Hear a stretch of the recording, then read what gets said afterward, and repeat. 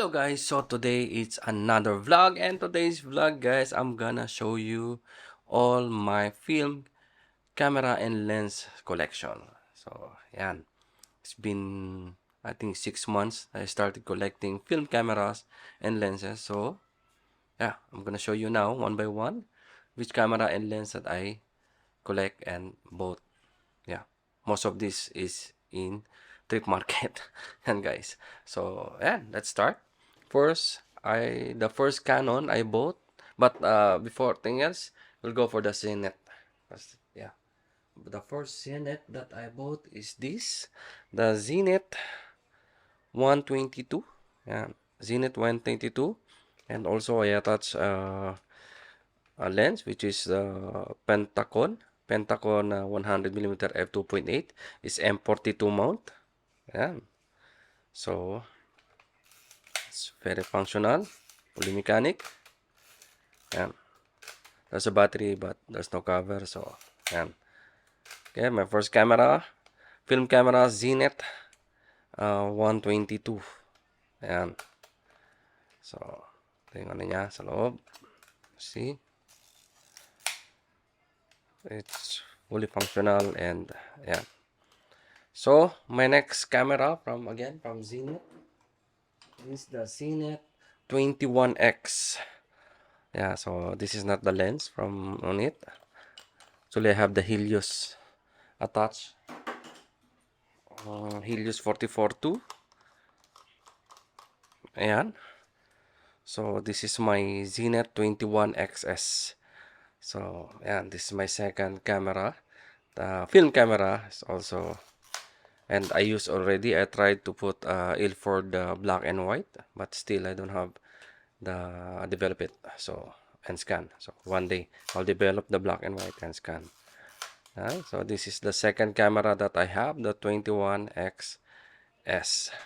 Yeah, next we have here the previous I bought is the Nikon FG.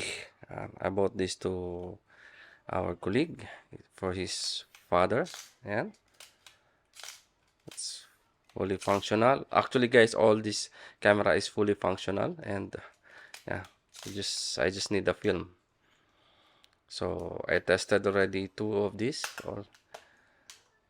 yeah, and all functional with the lens 1835 16, yeah, 1635, no sorry, it's 28 to 80mm lens. Yan, so this is the Nikon FG.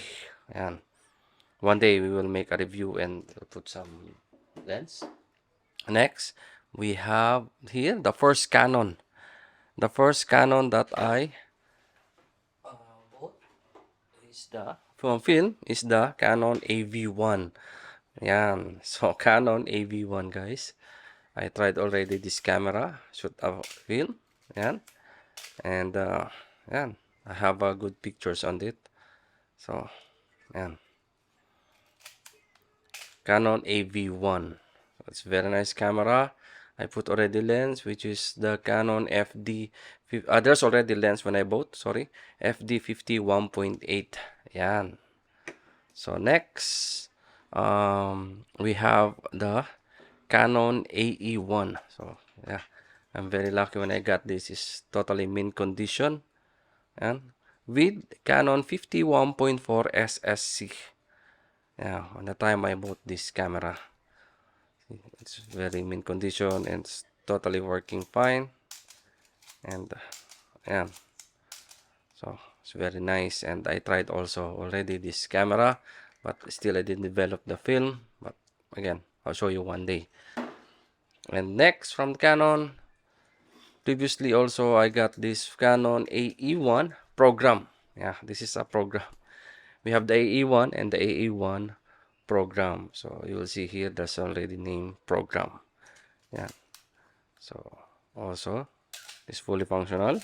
Okay, you can hear all this one already. I put a battery which is a similar battery L4LR44. Yeah, this is the Canon AE1. So next is the Pentax. and one of my favorite film camera, Pentax K1000. So ayan, sorry. Yeah, with the 50mm f1.7. So I bought this one previously, maybe around 2 weeks ago. And I love this camera, guys. So but still I didn't try to put a film, but one day we will make a separate review on this camera. So again, guys, I'm still starting collecting film camera. So yeah, we have the Pentax K1000. So for the lenses, first we have here our Nikon lens. Actually, this is the Tokina 80-200 f4. So this is for our Nikon mount. Yeah, it's perfect for our Nikon FG and also for my Nikon Fujifilm S5 Pro. It's Nikon mount, so can use this lens.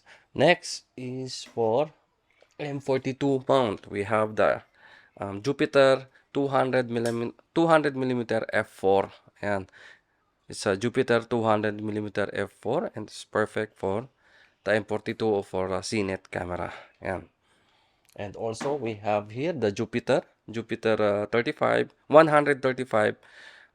millimeter 3.5 mm. Yan, it's very tiny but 135 millimeter. So yan. For the FD lens, we have here the FD 28 millimeter f2.8 for our Canon SLR film. Next is 85 1.8. Yeah, this is the 85 1.8. It's also very good lens, portrait lens. And the last one is the Canon FD 135 SC. Yon. So, yan, we have 28, 85, and 135. So, only one thing I need is the 35, 1.4, one day. Yan. So, yan guys, this is my collection as of today. Most of this camera is from Trip Market. So, I think only the Nikon, which is I bought for, and also the lenses of FD. So, yan guys, I think that's it for today's vlog. So, I just want you to show my collection to inspire others. So, yeah. If you want like this kind of content, just subscribe and hit notification bell so at least you'll be updated for all the videos that I will upload regarding photo, video, and tutorial. So hanggang dito lang. Thank you and mabuhay.